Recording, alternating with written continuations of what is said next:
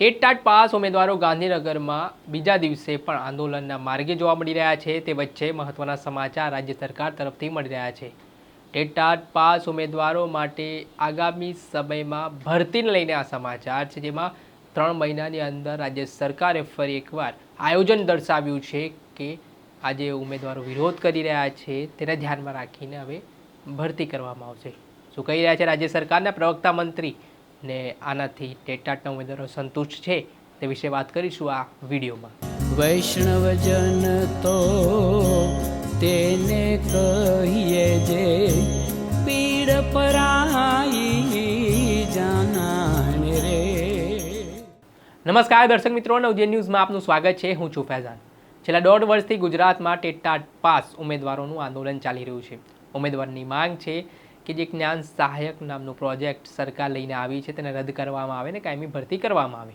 તો કે આ આંદોલનના પગલે ભૂતકાળમાં રાજ્ય સરકાર દ્વારા ઉમેદવારોની માંગને આશ્વાસન આપતા સ્વીકાર્યું હતું કે 15 જૂન સુધી આજે જ્ઞાન સહાયકનો વિરોધ કરી રહેલા ઉમેદવારો છે તેમની કાયમી ભરતી કરવામાં આવશે, પરંતુ 15 જૂન જેટલો સમય વીતી ગયો છતાં પણ સરકારે ભરતી માટે ઈચ્છા શક્તિનો અભાવ દર્શાવ્યો। તેના કારણે 18 જૂનના રોજ મંગળવારના દિવસે ટેટ ટાટ પાસ થયેલા ઉમેદવારોએ ગાંધીનગર તરફ કૂચ કરી ધરણા આપવાની શરૂઆત કરી અને આંદોલનના મંડાણ કર્યા। તેના કારણે ફરી એકવાર રાજ્ય સરકાર દ્વારા પોલીસને આગળ ધરીને જે વિરોધ કરવા આવેલા ઉમેદવારો હતા તેમને અટકાયત કરવામાં આવીને આ પ્રકારે આખા દિવસ મંગળવારના દિવસે માહોલ ચાલ્યો। આ ઘટનાને લઈને જે ટેટ ટાટ પાસ ઉમેદવારો છે તેમનામાં ભારે રોષ જોવા મળ્યો। આજે આંદોલનનો બીજો દિવસ હતો ને આજે પણ સચિવાલય ખાતે કેટલાક ટેટ ટાટ પાસના ઉમેદવારો છે તે શિક્ષણ મંત્રીને મળવા માટે જઈ રહ્યા હતા, પરંતુ પોલીસે તેમની અટકાયત કરી હતી અને આજે રાજ્ય સરકારની કેબિનેટ બેઠક પણ ગાંધીનગરમાં હતી અને જે ગાંધીનગરમાં ટેટ ટાટ પાસના ઉમેદવારો છે તે વિરોધ કરી રહ્યા છે તેના કારણે આજે રાજ્ય સરકારની કેબિનેટ બેઠકમાં પણ આ મુદ્દો ચર્ચાયો હતો અને આને જ લઈને જે રાજ્ય સરકારના પ્રવક્તા મંત્રી છે ઋષિકેશ પટેલ તેમણે આ મામલાને લઈને મહત્વનું નિવેદન આપ્યું છે। ટેટ ટાટ પાસના ઉમેદવારોને લઈને અને ખાસ જે આગામી સમયમાં જે શિક્ષણના વિભાગમાં ભરતીને લઈને ઋષિકેશ પટેલે શું માહિતી આપી તે સાંભળી લો। ભૂતકાળમાં જે નિર્ણયો થયા હશે એમાં કેટલી ભરતીઓ થઈ કેટલી બાકી છે એ મારા ધ્યાનમાં નથી, પરંતુ એટલું ચોક્કસ કહીશ કે ભૂપેન્દ્રભાઈ પટેલ સાહેબના નેતૃત્વમાં ખૂબ સંવેદનશીલ રીતે આ નિર્ણયોની ચર્ચા કરવામાં આવી છે।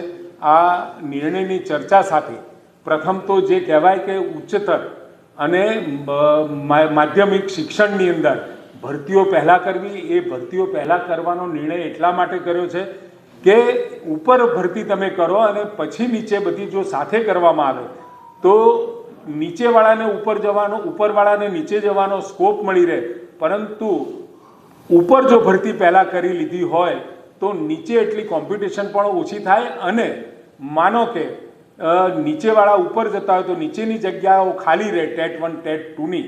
એના કારણે આપણે પહેલાં ટાટની જે યોગ્યતા ધરાવતા જે પણ કોઈ આપણા કેન્ડિડેટ્સ છે એમને કામ આપવાનું આપણે નક્કી કર્યું છે, નોકરીઓ આપવાનું નક્કી કર્યું છે। ભરતી કળા છે એ સારી વાત છે, વિદ્યા સહાયક અને જ્ઞાન સહાયક તરીકે આ લોકોની ભરતી કરાય છે।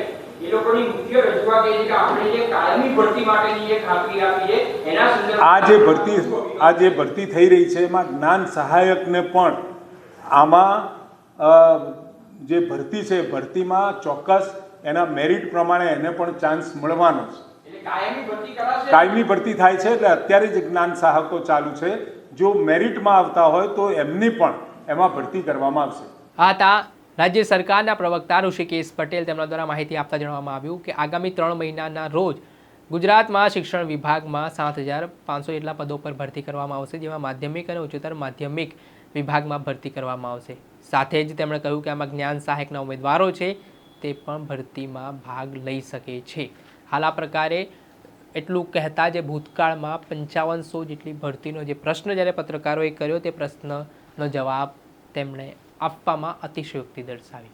હવે સરકાર તો જે રીતે આંદોલનની શરૂઆત થઈ કે છે ને જે હાલ ફરી એકવાર મીડિયા સમક્ષ આવીને રાજ્ય સરકારના પ્રવક્તાએ નિવેદન આપ્યું છે, પરંતુ આ વાતમાં કેટલી સત્યતા અને કેટલી ગેરંટી છે સરકારની કે તેઓ આગામી દિવસોમાં ખરેખર ભરતી કરશે કે પછી આવી જ રીતે ચાલશે, ઉમેદવારોને ગાંધીનગર જવું પડશે, આ ઘોર નિંદ્રામાં ઊંઘતી સરકારને ઢંઢોળવું પડશે અને સરકારના મંત્રીઓ આવીને મીડિયા સમક્ષ નિવેદન કરતા રહેશે.